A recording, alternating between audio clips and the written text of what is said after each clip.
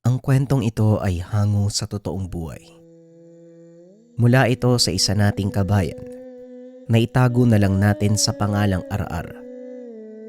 Ito ay kwento ng isang tao na nagngangalang Dondon. Taong 1970, probinsya ng Mindanao. 17 taong gulang si Dondon nang biglang magbago ang kapalaran. Ordinaryong pamumuhay lamang ang meron siya sa piling ng amang si Mang Sendo, na halos humalik na sa lupang inaararo para lamang mairaos silang dalawa sa araw-araw. Sa kahirapan at kapos sa aspetong pinansyal, nanatiling alipin sa bukirin at malawak na taniman ng mais. Pero lahat ay naging maginhawa nang makatagpo ang isang lamang lupa na kung tawagin ay Puting Baba. Naging gabay niya ang nasabing nilalang, lalo na sa mga sandaling kinakailangang mapalaban sa mga kalabang nagtataglay ng pambihirang lakas. Tay, ipagpaliban niyo po muna yung pag-aararo. Makakapagantay naman si Doña Sita hanggang sa gumaling kayo eh. Nasabihan ko na siya kahapon. Kailangan po ng pahinga ng tuhod niyo eh. Wika ni Dondon sa ama na umaaray sa pananakit ng mga tuhod. Magdadalawang taon niya na itong napapansin sa pagrereklamo sa karamdaman, pero pilit pa ring lumalaban para lang matugunan ang pangangailangan. Bagay na lihim na ikinikirot ng puso. Kung hindi ako mag-aararo ngayon, wala tayo makakain. At isa pa, sayang din ang pera na isasahod. Makakabili tayo ng bigas, kape at dilata. Huwag mo na akong alalahanin, Dondon. Makakaya ko to. Kung sakali mang hindi na kaya, ay doon na ako titigil. O siya, mauna na ako. Mag-ingat ka at kung aalis man, huwag kalimutang isara ang pintuan. Nagbuntong hininga na lamang si Dondon habang hinahatid ng tingin ang papalayong ama. Mariin pa itong nakahawak sa kawayang daladala na ginawang tungkod, pangsuporta para hindi mawala ng balanse. Nang makalis na ito, gumayak na rin siya para makaakyat ng kabundukan at manguha ng mga kabuti. Nakasanayan niya na ang ganitong gawain lalo pa kapag natatapos ang matinding ulan.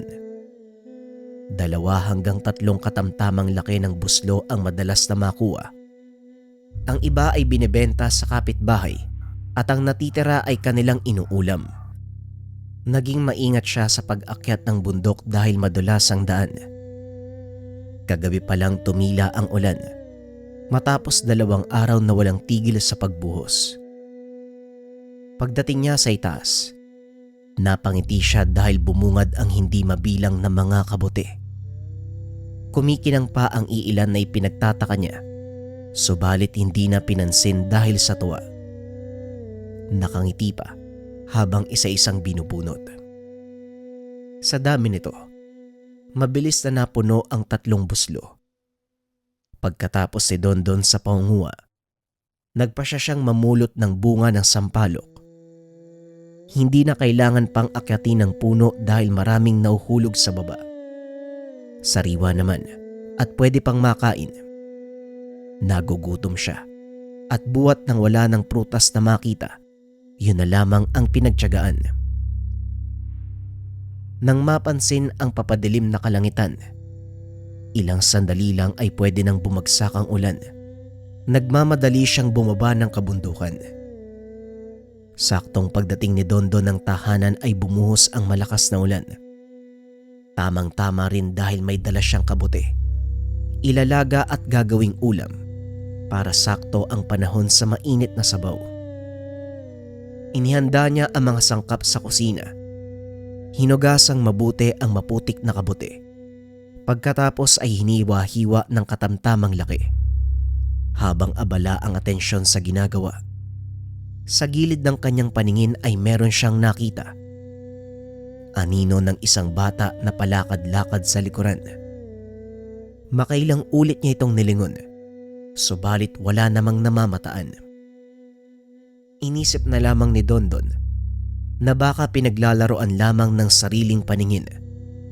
Pero habang tumatagal, Parang may kasama siya sa bahay. Tinawag pa niya ang pangalan ng ama sa pag-aakalang dumating na ito. Pero laking gulat nang makita ang bakas ng nagliliitang mga paa sa sahig. Sarado ang pintuan. Wala silang kasamang bata. Sa tansya ni Dondon, mukhang paa ng 5 taong gulang. Napapakamot na lamang siya ng ulo dahil kahit anong tingin sa paligid, walang nakikitang paslit. Ilang sandali pa dumating na si Mang Sendo, nagtataka sa kanyang kinikilos. Oh, baka mabunot yung buhok mo sa kalabisang pagkamot. Ano bang nangyari sa'yo? Para kang nakakita ng kung ano Tay, wala naman tayong kasamang bata dito, 'di ba? Pero tignan mo, may bakas ng pao dyan sa sahig. Nakakapagtaka, 'di ba? Maging si Mang Sendo ay nagulat sa nakita. Katulad ng sinabi ng anak, meron ngang maliit na yapak sa sahig, parang dinaanan ng isang paslit. Lumakad ka ba nung umalis ako? Baka naiwan mong nakabukas ang pintuan. Tapos may nakapasok na bata. Tay, nasara ko naman yung pintuan pagkaalis ko eh. Saka kanina wala yan dito eh. Bigla na lang nagkaroon yan ngayon lang. Parang may kasama nga ako dito, tay. Hindi ko na nga alam eh. Naguguluhan na si Dondon sa kanyang pakiramdam. Kaya hindi na malaman kung anong sasabihin.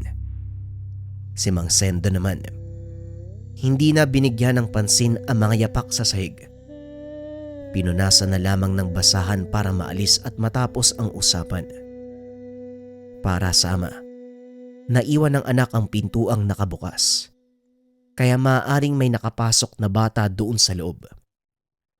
Minsan niya nang napansin ang pagiging makakalimutin nito. Kaya hindi na siya nagtaka kung may ganitong pangyayari. Pagsapit ng 10:00 ng gabi, kakatapos lang nilang maghapunan, pinagsaluan ng putahe ng kabute bilang ulam. Nauna sa higaan si Mang Sendo upang ipahinga ang sumasakit na mga tuhod. Samantalang nagmuni-muni muna si Dondon habang nakadungaw sa bintana. Bumubuhos pa rin ang ulan ng mga sandaling iyon. Hindi naman ganong kalakas. Itinapat niya ang palad sa tumutulong tubig ng ulan. Nililibang ang sarili. Natigilan siya dahil may sumabay sa kanya. Isang garalgal na boses ang nagsalita. Sinundan pa iyon ng mahinang pagtawa. Tinignan niya ang paligid sa pag-aakalang ang ama ang nagloloko. Pero pagtingin sa kwarto ay tulog na ang matanda. Kinabahan na siya dahil hindi natigil ang pagtawa hanggang sa may anino ng sumasabay sa galaw ng ilaw ng lamparilyang nakapatong sa mesa. Batay sa figura, isang matabang nilalang, may mahabang buhok na sumasayad sa kinakatayuan. Nakapamewang pa ito at sa lagay ng aninong nakarehistro, unti-unting humaharap sa kanya. Dali-daling inabot ni Dondon ang 1 metrong bakal sa likod ng pintuan. Sinadyang ilagay ni Mang Sendo upang may proteksyon kung sakaling may manloob sa kanilang tahanan. Ano ba kaibigan? Huwag kang magkakamaling saktan ako. Naging maingat ako sa pagsunod sa iyo sa tahanan. Hindi ko akalain na mapapansin mo ko kagad. Sadyang matalas ang iyong pakiramdam at paningin. Mukhang makakatulong ako sa iyo. Lalo pat may darating na sakuna sa lugar na ito. Ano? Anong sakuna yung sinasabi mo? Sino ka ba? Teka, nasan ka? Magpakita ka nga! Palipat-lipat ang tingin ni Dondon sa kabuuan ng sala. Sinilip pa niya ang kusina pero wala kahit sinong naroon. Talaga bang gusto mo ko makita? Baka mamaya mahimatay ka kapag nasilayan mo ang aking wangis. Hindi pa ito ang tamang oras para magkita tayo. Nababaliw ka na ba? Ano bang sinasabi mo? Kung ako sa'yo magpakita ka sa akin, habang nagtitimpi pa ako. Kapag ako nakagawa ng paraan para makita ka, hindi ka makakalabas ng buhay dito. Sinubukan niyang sindakin ang hindi nakikitang kausap. Sa isip niya, isa itong kawatan na nagtatago kung saan. Kaso nga lang kung magnanakaw ito, bakit sa tahanan nila? Gayong wala silang salapi, hirap nang makakain sa araw-araw.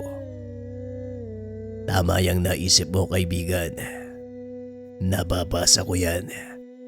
Kung magnanakaw ako, anong mapapala ko sa tahanan nyo? Hirap na nga kayo sa pagkain. Bakit ko pa kayo nanakawan? Wika ng boses. Nababasa nito ang isipan ni Dondon. Mas lalong ninais ng binata na mahuli ang kausap. Idagdag pa ang mapang-asar nitong pananalita at nakakarinding pagtawa. Tila sinusukat ang kanyang pasensya. Sinasabi ko sa'yo, kung hindi ka magpapakita sa akin, malilintikan ka talaga.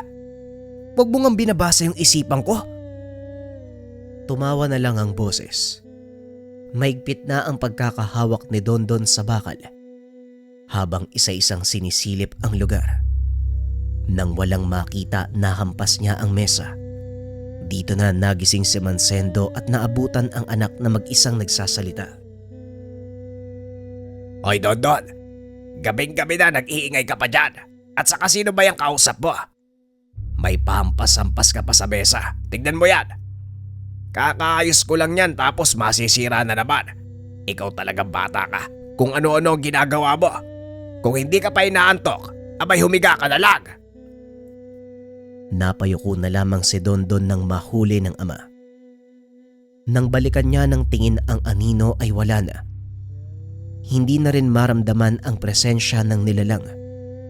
Dahil sa sinabi ni Mang Sendo, tahimik siyang pumasok ng sariling kwarto, nakahigang napapaisip sa nangyari. Kinakabahan pa sa ideyang baka nagsimula na siyang mabaliw buhat sa hindi pagkain sa tamang oras. Nitong nakaraang linggo, palagi siyang nalilipasan ng gutom. Kagad niyang iwinaksi ang isipang iyon. Pinilit na lamang na matulog. Ngunit masyadong makulit ang nilalang. May lakas pa ng loob na bumalik para manggulo. Habang nakailata si Dondon sa higaan, bigla na lang nagbukas ang bintana. Napabangon siya sa malakas sa paghampas ng malamig na hangin. Sinundan ito ng paglitaw ng isang figurang kaagad nagbigay ng kilabot sa binata. Ang tangkad nito ay halos kasing laki lang hanggang sa tuhod ng tao. Mahaba ang maputing kumikinang na buhok. Magarang tignan ng damit na kulay ginto. Matingkad ang mga tenga. Namumula ang mga mata at merong napakatapang na amoy. Pasimple itong umupo sa bintana. Kasabay ng palakpak nito ay ang pag-ilaw ng lampara sa gilid. Kumusta kaibigan? Ikinagagalak kong muli nating pagkikita. Tumito ako dahil naudlot ang pag-uusap natin. Biglang dumating ang iyong ama. Pero hindi bali na. Magpapakilala na ako. Tawagin mo kong Dante. Isang lamang lupa na kung tawagin ay puting baba. Naninirahan ako sa bundok na palagi mong pinupuntahan para manguha ng kabuti. Yung mga nakuha mo kahapon, nadala mo ko. Sunod-sunod ang naging kurap ni Dondon. Sinasampal pa ang sarili sa muka sa pag-aakalang nananaginip. Pero kahit anong pasakit ang gawin sa katawan, nasa harapan pa rin ang nilalang. Nakatitig lang sa kanya. Lumalabas pa ang mga ngipin na manilaw-nilaw. Umaalingasaw din ang napakabahong bibig. Hindi ka nananaginip. Totoo ako. Magmula ngayon magkaibigan na tayo. Ayos ba yun? Huwag mo na rin problemahin ang kahirapan dahil sagot na kita. Gagawin kitang pinakamayaman sa buong mundo kung yun ang gusto mo. Muling wika ng nilalang. Kaso nga lang hindi niya ito napansin. Sa sandaling naaninag ng husto ang mukha ni Dante, dahan-dahan siyang nawalan ng malay. Napakamot naman sa baba ang nilalang, sabay iling. Ewan ko ba, Sa tuwing magpapakita ako sa tao, nawawalan sila ng malay. Ganyan ba talaga kalakas ang hatak ng aking presensya? Naku naman, matulog ka na nga lang muna kaibigan. Babalikan kita bukas. Kinabukasan naalimpungatan si Dondon sa ingay ng paligid. Mumunting kaluskos na unti-unting pumupukaw sa kanya. Dahan-dahan siyang bumangon. Akay-akay na naglakad palabas ng kwarto.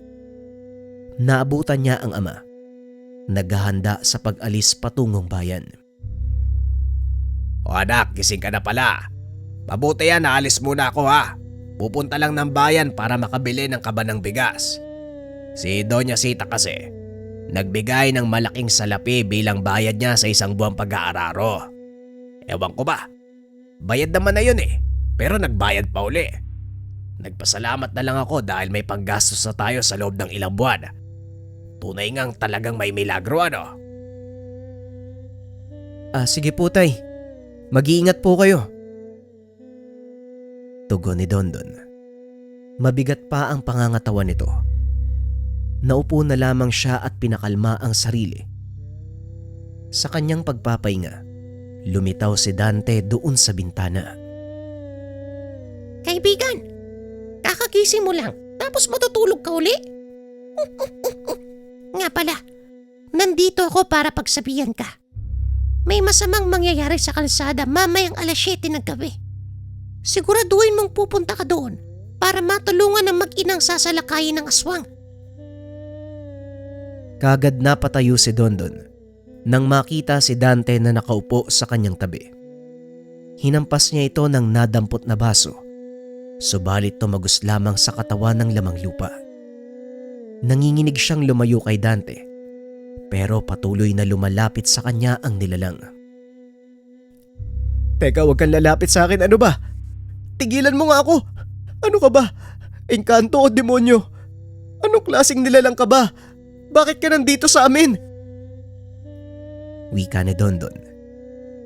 Pasimpleng tumalon sa ibabaw ng mesa ang maliit na nilalang upang kahit papano hindi mahirapang tumingala kay Dondon. Kaibigan, nasabi ko na sa iyo na isa kong lamang lupa. Puting baba ang tawag sa katulad kong nilalang. Naninirahan ako sa kabundukan sa ilalim ng lupa. Naisama mo ko sa pangunguha ng kabutay nung nakaraan. Naging libangan ko ang pagpapanggap dahil sa baba kong mahaba at hugis kabuti. Pero sinadya kong magpakuha sa iyo para maging malapit tayo. Lamang lupa, puting baba, kabuti. Ano ba, lintik na. Umalis ka nga ditong maligno ka. Sinabuyan ng asin ni Dondon ang lamang lupa, pero hindi ito umepekto. Hindi takot ang katulad ni Dante sa ganung pamamaraan. Natigil lang siya nang maging seryoso ang maliit na nilalang. Tama na ang kalokohan, kaibigan. Oras na para maging seryoso. Dahil hindi ko galing magsayang ng panahon. Hindi ako kauri ng tao. Isa kong nilalang na may kakayang hindi nyo kayang gawin. Isa sa aking katangian ang malaman ng paparating na banta ng ibang nilalang sa lugar na aking kinabibilangan. Ang layunin ko rin ay tumulong para maitaboy ito. Pero ang kumalaban ng ibang lahi ay imposible kung walang tutulong na tao. Kaya naman gusto ko makipag-alyansa sa iyo. Hindi ka naman malulugi dahil pareho tayong makikinabang. Matutulungan mo ang mayayaman dito at hindi rin masisira ang bundok na tinitirahan ko. Napatitig na lang ang binata sa nilalang ni hindi malaman kung anong gagawin o isasagot. Naririnig naman niya ang bawat sinasabi nito, pero walang balak na umbintindi ang kanyang isipan. Naguguluhan sa mga nangyayari. Ulitin ko, kaibigan. Mamayang 7:00 ng gabi pumunta ka sa kalsada upang mailigtas ang mag-ina. Kung hindi ka rarating, isipin mo na lang na ikaw ang magiging dahilan kung bakit may buhay na masasaktan. Tandaan mo yan. Matapos magsalita ni Dante, bigla na lang siyang naglaho. Si Dondon naman sa kabilang banda ay nakaramdam ng takot. Nanumbalik sa kanyang isipan ang nangyari sa mga nagdaang taon. May nababalita na noon tungkol sa pambibiktima ng mga aswang. Hindi naman ito tumatagal ng mahabang panahon. Sandaling may nabibiktima at tumatahimik din ang lugar. Kaso nga lang, may mga taong nakapagsabi na minsan silang nabiktima. May ebidensya din dahil sa peklat sa katawan, buhat sa mga natamong kalmot. Isa na rito ay ang kanyang ama na si Mang Sendo. May malaking sugat sa hita, dulot ng kalmot ng aswang, sa hindi inaasahang inkwentro sa palayan.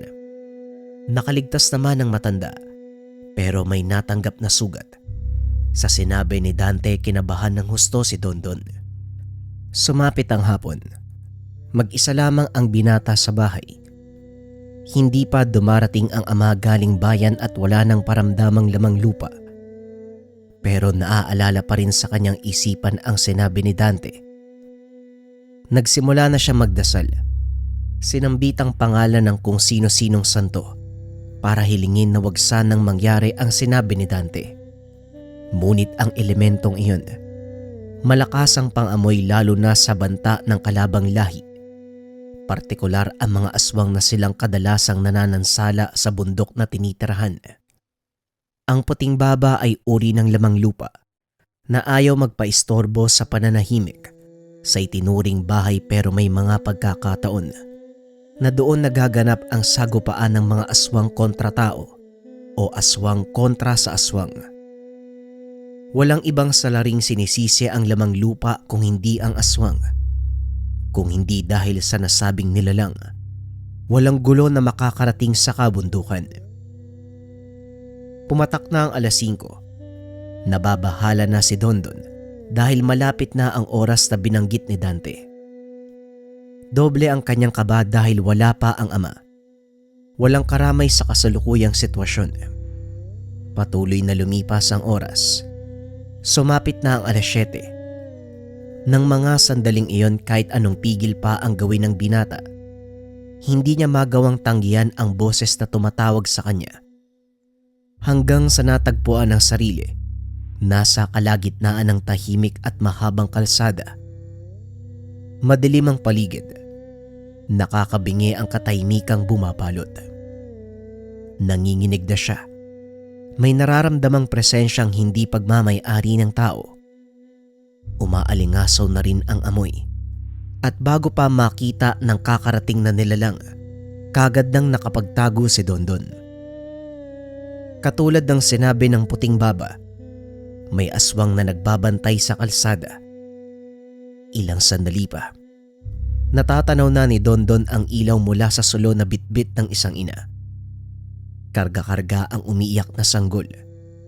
May dalang malaking bag na nakasabit sa balikat. Sa katahimikan ng paligid, maririnig kahit mahinang pagsasalita ng ina. Pilit na pinapataan ng anak. Kaso nga lang, dito na humarang ang nilalang. Handa ka na ba, Dondon? Halika, tulungan natin ang mag-ina. Wala sa sariling napasunod ang binata. Nararamdaman na rin ito ang kakaibang pakiramdam sa katawan na para bang may ibang kumokontrol. Nang tignan niya ang mag-ina na hinamak ng aswang, kagad siyang kumaripas ng takbo. Sa isang iglap lang ay sakal-sakal na ang nilalang. Lumapit na rin si Dante na kagad ginamit ang kakayahan upang mapatay ang nilalang. Hindi na nasundan ng tingin ni Dondon kung sa paanong paraan nalagutan ng hininga ang aswang. Ang nakita na lamang niya, nakahandusay ito sa lupa. Teka, anong nangyari? Paanong namatay yung aswang? Yung mag-ina, nasa na? Kalma, kaibigan. Ligtas na ang mag-ina, dumiretso na sila. At yung tungkol naman dito sa aswang, huwag mo nang alamin kung paano namatay. Mahabang paliwanag pa eh. Basta ayos na ang lahat. Teka, talaga bang kaya mong malaman yung hinaharap? Katulad dito, sinabi mo sa akin to kanina bago mangyari eh. Paulit-ulit naman tayo. Isa akong nilalang na may kakayahang malaman ng masamang banta ng mga kalaban. Lalong-lalo na ang mga aswang. Tingnan mo, malapit sa bundok, sa tahanan ko, dyan pa nag-aabang ng biktima. Sa susunod niyan, sa loob na manggugulo. Madadamay pa ang mga kalahi kong nananahimik eh. Hosea, umuwi ka na. Nakabalik na mula sa bayan ng ama mo. Tatawagin na lang kita kapag meron akong naamoy uli. Wika ni Dante. Iniwan si Dondon sa kalagitnaan ng madilim na kalsada. Nagmamadali na ring umalis ang binata bago pa may ibang makakita. Pagdating sa tahanan, naroon na ang ama. Nababahala ito sa kanyang pagkawala. Ay Diyos ko naman bata ka, gabing-gabi na naggagala ka pa sa labas. Aba, kailan ka pa natutong lumabas sa gabi? Pinapayagan naman kitang umalis pero sa umaga. Yung may araw, delikado na ang panahon ngayon ha. May nakasalubong nga akong aswang eh. Mabuti na lang, hindi ako pinasin. Tay, dyan lang naman ako sa malapit eh. At saka pag meron naman akong napansin na kakaiba, umuwi naman ako kaagad eh. Ay nako, huwag kang magdahilan ng ganyan. Hindi natin alam kung anong kayang gawin ng nilalang. Mas mabuti na maging maingat kaysa mahuli ang lahat. O siya, may pagkain sa kusina. Tapos na akong kumain kaya ikaw na ang bahala sa sarili mo. Mauna na ako matulog ah. Sumasakit na naman tong tuhod ko eh. Nakahinga ng maluwag si Dondon nang hindi na nag-usisa pa ang ama. Kinakabahan pa siya sa nangyari kanina sa kalsada, lalo pat hindi maipaliwanag ang dahilan sa biglaang pag-iba ng kilos. Natatandaan niyang sinakalang aswang.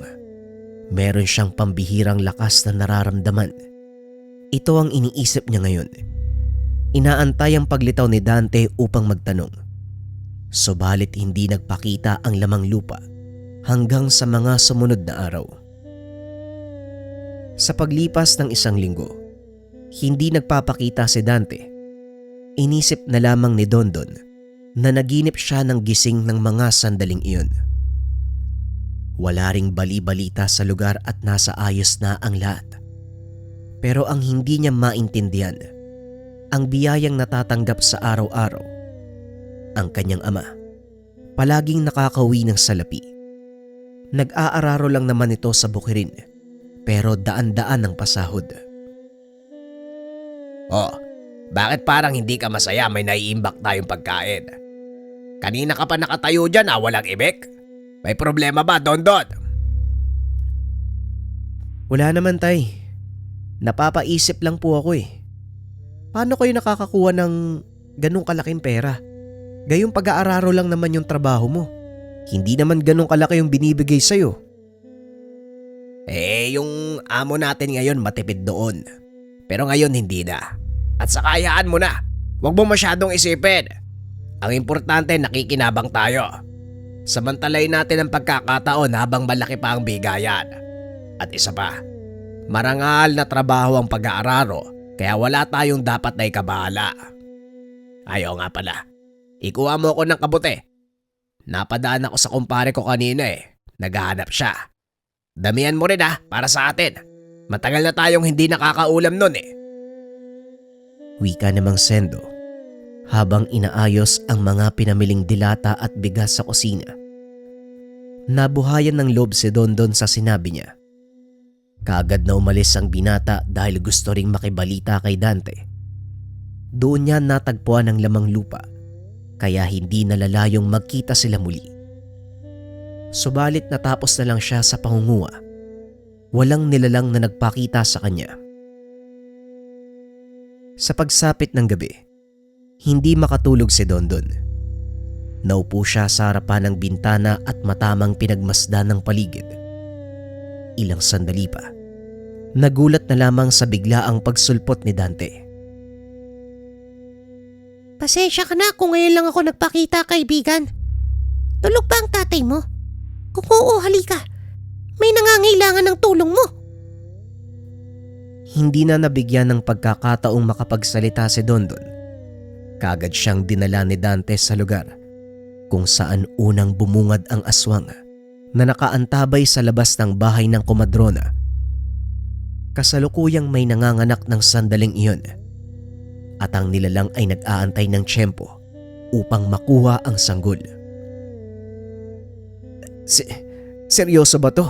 Aswang na naman. Paano natin matutulungan yung mga tao?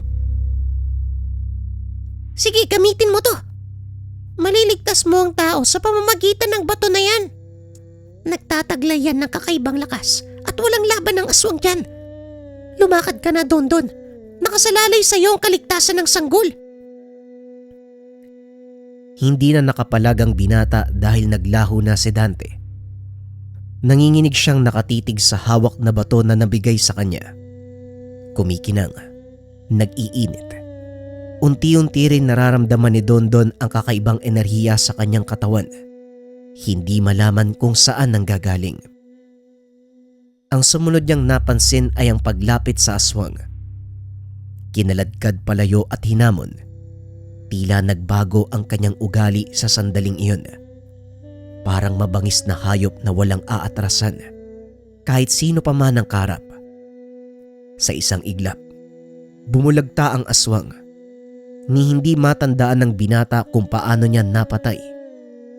Nang matauan, nanginginig siyang nakatingin sa mga kamay na may dugo ng nilalang.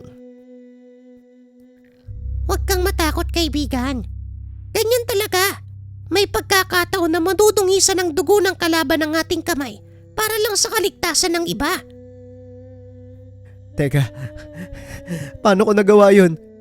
Hindi ko matandaan na may sinaktan akong aswang eh.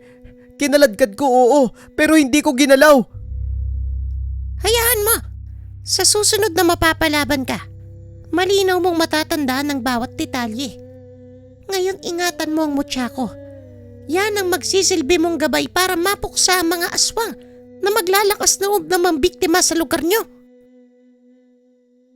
Dante naman, bakit ako pa? Ano bang ginawa ko para lapitan mo? Namimili kami ng mga tao, Dondon. Ikaw ang nagustuhan ko, kaya wala ka nang magagawa kung hindi gawin ang parte mo. Muling wika ni Dante. Dala ni Dondon ang maiwagang bato hanggang sa pag-uwi. Nagdadalawang isip pa siyang ipasok ng tahanan dahil baka makita ng ama. Pero tulog na ito. Tinignan niya ng husto ang bato. Ordinaryo lang naman. Para itong nakikita sa tabi ng daanan. Ngunit nang maisip ang pinamalas nitong galing sa pakikipaglaban sa aswang, hindi maiwasan ng binata ang mamangha. Magmula ng sandaling iyon, naging buo ang paniniwala niya sa kapangyarihan ng mga nilalang katulad ni Dante. Sa paglipas ng mga araw, wala pang banta ng aswang sa paligid. Dumadalaw rin paminsan-minsan si Dante kay Dondon. Nag-uusap sila na parang matagal nang magkakilala. Napansin ito ni Mang Sendo. Kagad siyang nabahala. Naisip na baka may diferensya na sa pag-iisip ang anak dahil nakikita niyang nagsasalita ito. Gayong wala namang ibang taong kausap. Nang makatsyempo ay kinausap niya ang anak. Anak, pwede ka bang makausap? Wag mo sanang mamasamay ng itatanong ko ha. May pagkakataon ba na may nakikita ka na hindi ko nakikita? Napapansin ko nagsasalita ka, wala ka na bang kausap? Kumakain ka naman sa tamang oras. Ayos ka lang ba talaga? May problema ba? Tanong ni Mang Sendo. Natahimik sandali si Dondon. Nagulat siya sa biglaang pagtatanong ng ama. Dito niya napagtanto. Nakita siya ng ama habang nakikipag-usap kay Dante. Hindi nito nakikita ang nilalang, kaya't napagkakamalan siyang baliw. Ano tayo? Ano lang siguro, alam nyo na, di ba? May mga pagkakataon talaga na kailangan nating kausapin yung sarili natin, di ba? Parang para mas magpursigi ka. Yun lang naman ho. Pagrarason ni Dondon, kagad siyang pinaniwalaan ni Mang Sendo. Ayaw nitong isipin na may sakit sa utak ang anak. Ano ba? Basta wag ka magpapalipas ng gutom ha. Marami na tayong pagkain, kaya kumain ka ng tama sa oras. Kinakabahan ako baka matuluyan ka. Ay nako, wag naman sana. Natawa si Dondon sa mga sinabi ng ama. Pero sa loob ng binata ay kinakabahan siya. Lihim lamang nila ni Dante ang nangyayari, kaya natatakot siya na baka mahuli ni Mang Sendo. Hindi pa handa ang binata sa magiging reaksyon nito kung sakaling malaman na may kinakausap siyang ibang nilalang. Pagsapit ng gabi bandang 7:00, matutulog na sana si Dondon nang mapansin ang pagkislap sa aparador. Nilapitan niya ito at nakita ang bato na umiilaw. Halos mapaso siya nang hawakan ito. Nataranta ang binata ng una. Hindi alam kung anong gagawin. Pero nang maisip ang bili ni Dante ay pinakalma niya ang sarili. Pinakiramdaman ng bato para matukoy ang ipinapaywatig. Mula sa kung saan, biglang lumitaw sa kanyang isipan ang isang pamilyar na paligid. Ito ang tinuturo ng mutya. Kagad niya itong binulsa. Nagmamadaling lumakad patungo sa nasabing lugar. Pero bago yun, kumuha muna siya ng patalim sa kusina. Pagdating sa lugar na itinuro ng bato, ito ang Sitio Mohon, ang huling sitio ng bayan na masyado ng malayo. Tahimik ang lugar, pero umaalingasaw ang napakasangsang na amoy. Hindi nagtagal, nahanap na ni Dondon ang pinagtataguan nito. Pagkakita pa lang niya sa nilalang, nag-iba na kaagad ang kanyang paningin at kilos. Hinugot ang itak. Walang pasabing sinugod ang aswang na nagtatago malapit sa iisang bahay sa kalagitnaan ng malawak na taniman. Hindi na nakapalag ang nilalang ng dumiretso sa katawan ng patalim. Tumagos. Dumanak ang dugo. Ilang sandali ay binawian na ng buhay. Mabilis na naitumba ni Dondon ang nilalang. Pagkatapos ito ay bumalik na rin siya sa tahanan. Naupo siya sa labas. Malakas pa rin ang tibok ng puso buhat sa nangyari. Hindi siya makapaniwala na ang dating simpleng pamumuhay ay nag-iba na ngayon. Hindi niya inasahan na may ganitong kaganapan sa kanyang buhay. Napabuntong hininga ang binata habang mariing hawak ang bato. Ilang sandali pa dumating si Dante. Pasimpleng naglakad palapit. Kumusta ang tagapagligtas? Ngayong alam mo na kung paanong kumilos ang mutya na yan. Pwede na kitang hindi samahan sa sandaling mapalabang ka. Huwag kang mag-alala. Sagot ka ng bato. Hindi ka papabayaan yan kahit ano man ang mangyari sa'yo. Ingatan mo lang Gamitin mo lang sa oras ng pangangailangan. Hindi ko pa rin maintindihan kung bakit sa akin mo pinagkaloob to eh. Pwede naman sa ibang tao, di ba? Bakit ako pa talaga? Ayoko nang paulit-ulit, kaibigan. Sinabi ko na sa'yo na ikaw ang aking napili na pagkalooban ng mutya. Mabuti kang tao at may puso na handang tumulong sa iba kaya sa'yo napunta ang bato. Isa lang ang hiling ko. Ingatan mo yan. Magsasalita sana si Dondon. Bumukas ang pintuan at bumungad si Mang Sendo na may pagtataka sa muka. Tumitingin pa sa paligid. Tinitigang mabuti ang anak. Anak, ano bang ginagawa mo dito sa labas sa ganitong oras? At saka sino yung kausap mo? Wag mo sabihin. Naku tay, hindi po. Nagkakamali po kayo ng iniisip. Hindi po ako baliw, sadyang. Sadyang ano? Naririnig kitang nagsasalita, Dondon. Hanggang ngayon ba kinakausap mo pa rin yung sarili mo? Anak, may problema ka ba talaga? Nag-aalala na ako sa iyo eh. Tatay naman oh. Ano lang, hindi ako makatulog kaya lumabas ako sandali. Tara na nga ho, doon na po tayo sa loob. Malamig ho rito oh. Hindi na nakapagsalita si Mang Sendo nang hilahin ng anak papasok ng tahanan. Nakahinga na rin si Dondon dahil hindi na nagpumilit pa sa pag-uusisa ang ama. Kinabukasan naging usap-usapan sa buong bayan ang tungkol sa natagpuang bangkay ng aswang. Kaagad namang niligpit ng tauhan ng barangay, pero hindi pa rin mawala ang pangamba ng lahat. May iilan na ring nakakapagsabi, nakaramdam ng banta ng nasabing nilalang. May nakarinig ng halinghing at kung ano-ano pang ingay na gawa ng aswang. Pasalamat din nila dahil walang taong napuruhan. Kinagabihan, mag-isa lang si Dondon dahil hindi pa nakabalik si Mang Sendo matapos mautusan ng amo na si Doña Sita sa bayan. Meron siyang hinatid na ani. Nabahala na rin ang binata dahil mag-aalas 8 na wala pa ang ama. Kanina pa siya nag-iintay sa bakuran. Nagpresenta naman si Dondon na sumama ngunit humindi ito. Mas mabuti na raw na may maiwan sa bahay. Makalipas ang ilang sandali, pumatak na ang alas 9. Hindi na siya mapakali kaya naman napagpasyang sunduin sa daan si Mang Sendo. Bitbit niya ang itak sa kanang kamay, solo sa kaliwa, at ang mutya ay nasa loob ng bulsa. Nasa kalagitnaan ng daan si Dondon. Tahimik ang paligid. Ang tanging maririnig ay ang kanyang mga yabag. Nalampasan niya na ang 6 na barangay at malapit na siya sa mismong sentro ng bayan nang makarinig siya ng hiyaw ng saklolo. Batay sa lakas ng ingay, malapit lang ito sa kanya. Ayaw na sanang pansinin dahil hindi naman ito ang kanyang sadya. Pero hindi kayang baliwalain, lalo na nang mapansin ang pag-init ng bato sa bulsa. Lumi siya ng daan.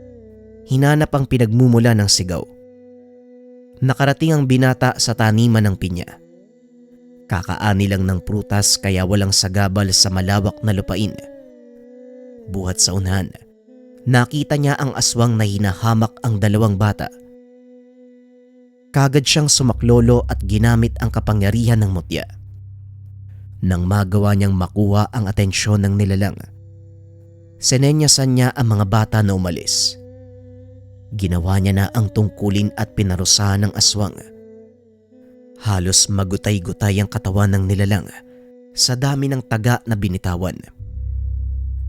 Mabuti na lang nakapagpigil si Dondon bago maging pino ang kabuuan. Bumulagta na lamang ang nilalang na wala ng senyales ng buhay. Kagad namang nagpasalamat ang 2 bata na kanyang tinulungan. Bakit nandito pa kayo? Hindi ba sabi ko umalis na kayo? Ano pang ginagawa niyo dito? Alis na! Wika ni Dondon. Gusto lang po sana naming manguha ng gagamba para paglabanin, kaso inabol po kami.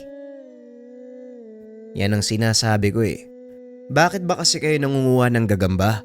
Kayong 2, umalis na kayo dito bago pa man may dumating na ibang aswang. Gusto niyo ba yun? Kagad nagtakbuhan palis ang 2. Nagtataka si Dondon dahil hindi siya nakilala ng mga ito. Anak iyon ni Mang Tomas at Mang Benny. Dating kapitbahay na ngayon ay nasa kabilang barangay naninirahan. Ilang sandali pa, lumitaw si Dante para sagutin ang kanyang katanungan. Protektado ka ng mutya ko, kaibigan. Hinding-hindi ka makikilala ng makakarap o makakalaban mo. Kahit ang mga taong tinulungan mo, walang problema. Umayos ka na ha, may ililigtas ka uli. Eto naman si Dante sumusulpot na lang bigla eh. Talagang mahiwaga kayo no? Pati tong bato kung titignan parang ordinaryo lang pero ang angas ng kapangyarihan. Ganyan talaga. Gamitin mo sa tama. Huwag ka rin maghahangad ng masama dahil hindi kagana ang bato. Tutulong lamang yan kapag may nasa panganib. Ngayon lumakad ka na dahil makakasalubong mo sa daan si Mang Sendo. Umuwi na kayo. Mag-ingat sa daan. Naalerto si Dondon nang sabihin nito ng lamang lupa. Nagmamadali siyang bumalik sa daan dahil ayaw niyang mahuli ng sariling ama. Kaso nga lang kagaya ng sinabi nito. Nagkasalubong nga sila. Parehong nagulat nang makita ang isa't isa. Oh, anong ginagawa mo dito? Ang layo ng bahay tapos napadpad ka dito. Napatingin pa sa paligid si Mang Sendo. Pagkatapos ay matamang tinitigan si Dondon. Hoy anak, ano bang nangyayari sa'yo? Nung una nagsasalita ka lamang isa. Ngayon naman gumagala ka ng 10 oras. May hindi ka ba sinasabi sa akin?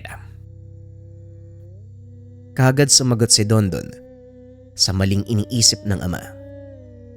Ano po kasi tay, sinusundo ko po kayo. Ang tagal nyo kasi. Nag-aalala ako sa bahay baka kung ano nang nangyari sa inyo eh. Talaga lang ha? Sigurado ka ba sa sinasabi mo?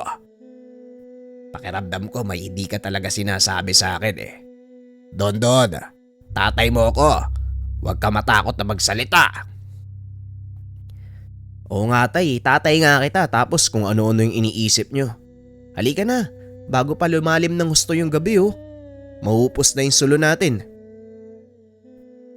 Hindi na nagtanong pa ang ama matapos nun. Napabuntong hininga si Dondon nang makarating sa tahanan. Patuloy niyang kinumbinsi ang ama na walang mali sa kanya. Mabuti na lamang naniwala. Hindi na nagtanong pa kaya hindi na siya nahirapan. Lumipas ang ilang araw bago muli nagparamdam ang aswang. Sa pagkakataong ito sa kabilang bayan umatake. Dala ni Dondon ang mutya at itak na nakasugbit sa kanyang tagiliran.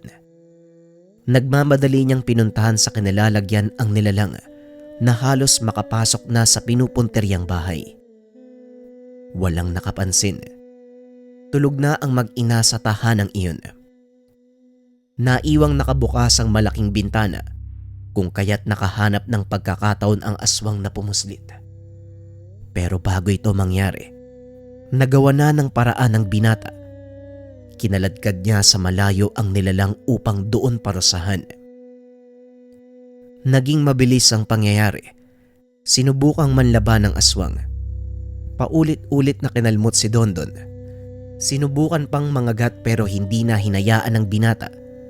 Kagad niyang pinatahimik sa pamamagitan ng paulit-ulit na pagsaksak ng patalim sa iba't ibang bahagi ng katawan. Tumagas na ang dugo. Binawian ito ng buhay. Napabuntong hininga si Dondon habang tinititigan ang nakailatang bangkay ng aswang sa lupa. Nakabalik na siya sa wisyo ng mga sandaling iyon. Hindi mapigilan ang pagkiskisa ng ngipin ng dahil sa gigil. Ilang beses niya nang nasaksiyan ang pagtatangka ng lahi ng aswang sa mga tao, kaya gano'n na lamang ang kanyang reaksyon. Pwede namang hayop na lang yung biktimahin. Bakit kaya kailangan pang gambalain yung mga tao? May mga ganong uri ng aswang. Mas gusto nila ang dugo at laman ng tao. Meron din naman hayop lamang ang kinakain. Pero ang importante, naililigtas mo ang buhay ng mga biktima. Napalingon ng binata sa pinanggagalingan ng boses. Buwat sa hindi kalayuan, nakita niya si Dante na nakadungaw ang ulo sa hukay. Nilapitan niya ito at nagtanong.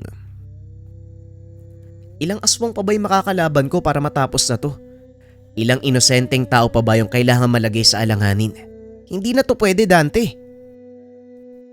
Kumalma ka lang. Hindi ko masasagot kung ilang aswang pa ang makakarap mo. Ang mutsyang bato lang ang makakapagsabi, kaya bantayan mong maigi dahil bawat pag-ilaw at pag-init niyan may mapapanganib na buhay. Maging alisto ka kaibigan sa lahat ng oras. O siya, umuwi ka na. Malalim na ang gabi oh. Sa palagay ko wala namang gagambala sa mga susunod na oras. Pero maging alisto ka pa din. Wika ni Dante at umalis na sa lugar. Hindi na rin nagtagal si Dondon. Nagmamadali na siyang umuwi bago pa man maabutan ng hating gabi. Muling lumipas ang ilang araw. Meron na namang nababalita ang aswang na pagala-gala sa kabilang lugar. Masyado na itong malayo sa bayan nila Dondon, pero umabot sa buong dako dahil sa iniwang pananalanta. Inubos sa mga baboy sa piggery. 2 sa trabahador ang nagtamo ng sugat sa katawan. Pareho ring ligtas matapos maagapan. Ikaw anak, wag na wag kang lalabas ng gabi ha. Tignan mo na ang nangyari. Naalerto na ang lahat dahil sa mga aswang na yan. Mas mabuti na maingat, pero ikaw, sa napapansin ko napapadalas ang pag-alis mo ng bahay kahit ating gabi. Saan ka ba nagpupunta sa mga oras na yan? Ngayon ko lang naitanong sa'yo ang bagay na to. Wika namang Sendo matapos marinig ang pagpupulong sa barangay.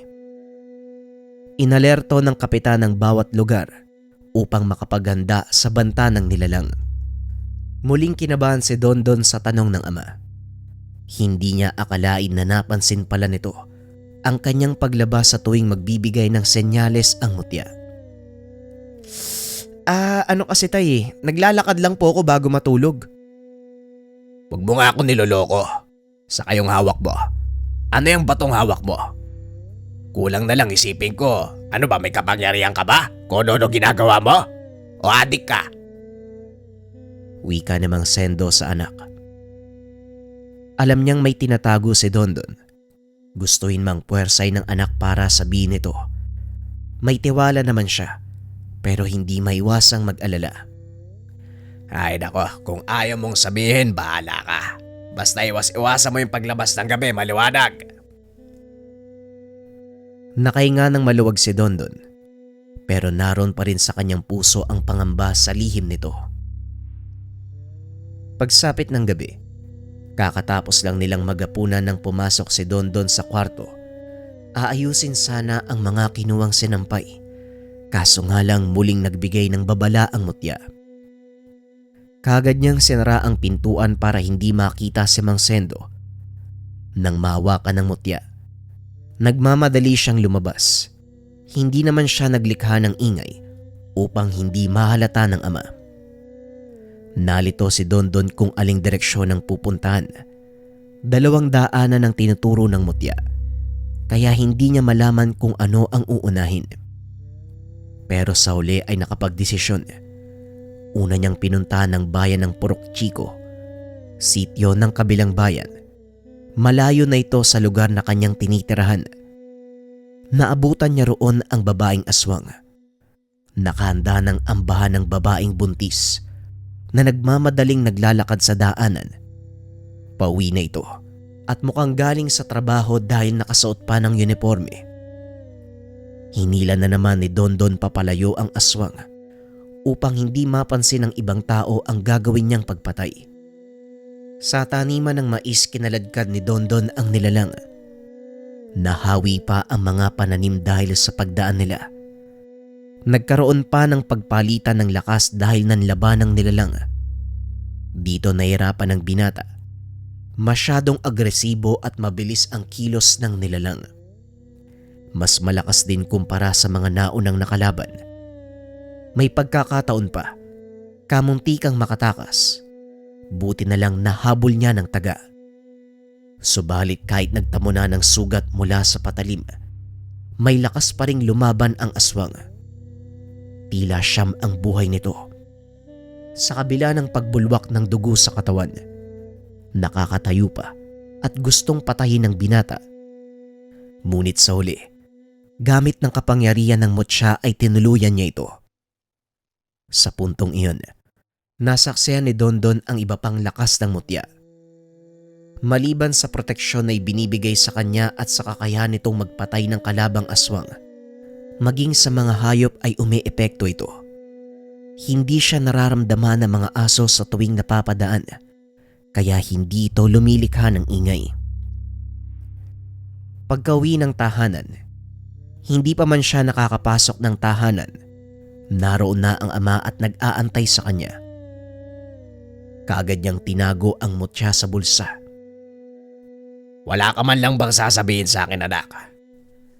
Ayaw sana kitang pilitin na magsalita. Pero kung hindi ko gagawin, hanggang kailan ako maghihintay na magkukusa ka? Huwag mo nang ipagkaila. Alam kong meron kang tinatago sa akin. Yang batong hawak mo hindi yan ordinaryo. Merong kapangyarihang taglay. Yung ginawa mo ngayong gabi nasaksihan ko eh. May tinulungan ka at meron kang pinatay na aswang. Hindi na makaisip ng isasagot si Dondon. Kinabahan at pinagpawisan. Nang mapansin ng ama ang reaksyon, kagad itong pumuna. Ay nako, hindi na bale anak. Huwag kang matakot na malaman ko ang sikreto mo. Natutuwa pa nga ako dahil may ginagawa kang kabutihan sa ibang tao. Sa mo ba nakuha ang batong yan? Siguradong ipinagkaloob dahil may tiwala sa'yo eh. Sino ba ang nagbigay? Huminga ng malalim si Dondon bago sumagot. Isa pong lamang lupa. Puting baba daw po, tay. Sa pangunguha mo ng kabuti. Kaya yan dumikit sa'yo. Alam ko ang kwento ng lamang lupa na yan pero hindi ko lubos akalain na ipagkakatiwala sa'yo yung tinataglay nilang mutya. Napapangiti si Mang Sendo. Hindi makapaniwala na pinagkatiwalaan ng ibang nilalang ang kanyang anak. Batid niyang hindi basta-basta nagkakalob ng isang bagay ang lahi ng mga ito sa mga tao. Hindi ka galit sa akin, tay? Hindi niyo po ba ako sesermonan kasi pasaway ako eh. Lumalabas po ako nang hindi nagpapaalam. Bakit naman kita papagalitan? Gayong may ginagawa kang kabutihan. Katulad ng nilalang na nagbigay sa'yo ng bato. Natutuwa ako at nagagamit mo sa mabuting paraan. Ikinagagalak ko na may anak akong kagaya mo.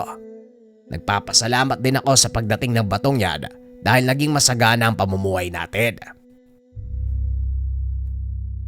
Magmula nun, hindi na naging lihim ang gawain ni Dondon. Hindi na rin siya takot na magsabi sa ama tungkol sa nagagawa niya. Nakuwang ikwento ang buong kaganapan sa tuwing may aswang natutugisin. Sa paglipas ng panahon, ito ang naging tungkulin ng binata. Nariyan si Mang Sendo na handang tumulong kung kinakailangan. Paminsan-minsan na lang kung magpakita si Dante hanggang sa dumating sa punto na hindi na ito magilap. Hindi dahil ayaw makita ang binata, kundi buo na ang pasya na ipagkatiwala ang batong mutya para malabanan ang sinumang aswang na nanggagambala sa lugar. Lalo na ang maglalakas loob na umakyat ng kabundukan at doon dali ng biktima para maghasik ng lagim. Isa pa, nasa tungkulin na ni Dondon na protektahan ang tirahan ng puting baba. Paraan na din upang maalagaan ang kaibigan. Hindi man ito nagpapakita, alam ni Dondon na palaging nariyan ang kaibigan nagmamasid sa kanya. Sa paglipas ng panahon lalo pang kumapit ang mutya sa kanyang katauhan. Kaya't magtago man ang kaibigan, nararamdaman niya ito na nagmamasid sa kanya. Lalong naging masagana ang pamumuhay ng pamilya ng mag-ama. Umabot pa sa punto, hindi na lang para sa kanila ang lahat ng kinikita. Binabahagi ito sa ibang kababaryo. Ginagamit din ang pera para mapalago ang kanilang sityo sa lahat ng aspeto na kailangan sa buhay ng tao. Sino ba namang mag-aakala na ang pagdikit ng isang nilalang ang tuluyang makakapagpabago ng buhay ng isang simpleng binata? Umabot pa sa punto na maging buong baryo ay nakinabang sa munting kaibigan ni Dondon, ang puting baba, ang puting duwende ng sityo.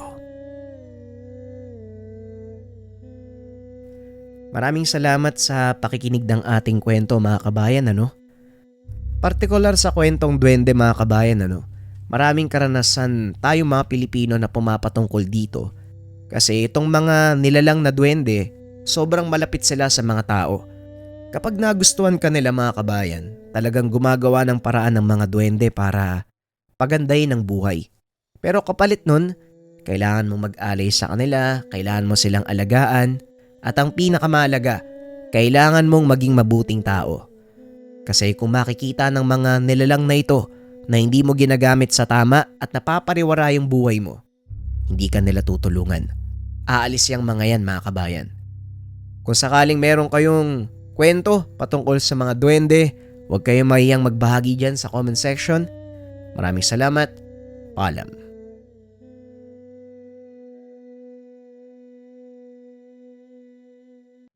Mahilig ka bang mag-travel o palagi kang wala sa bahay?